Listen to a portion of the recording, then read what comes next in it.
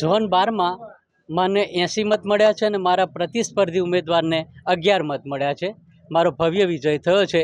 એ મતદારોની અમારે વર્ષો સુધીની લાગણી, એમની સાથેનો ઘરાબો અને સાથે જ્યારે પણ અમારા દૂધ મંડળીના પ્રમુખશ્રીઓ, મંત્રીશ્રીઓ, પશુપાલકો, મતદારોનો જે કોઈ પ્રશ્ન હોય એમની રજૂઆત આવે એને હું ખૂબ પુનઃપૂર્વક અને ઝડપથી ઉકેલ આવે એવો પ્રયત્ન કરું છું. એટલે મારી સાથે મતદારો સંકળાયેલા છે અને મને ભવ્ય વિજય અપાવે છે.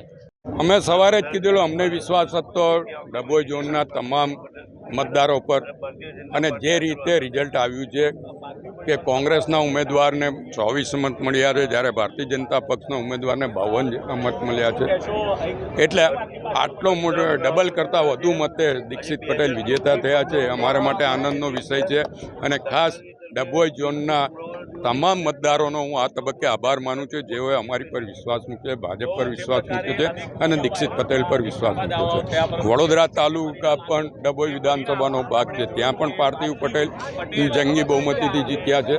એ પણ અમે કીધેલું અને એ પણ આજે સાચું પડ્યું છે. ત્યારે હું બંનેને અભિનંદન આપું છું ને બંને તાલુકાના મતદારોનો વિશેષ અભિનંદન આપું છું. ડભોઈ જે ઐતિહાસિક નગરી છે અને ડભોઈ દરબાવથી બની રહ્યું છે.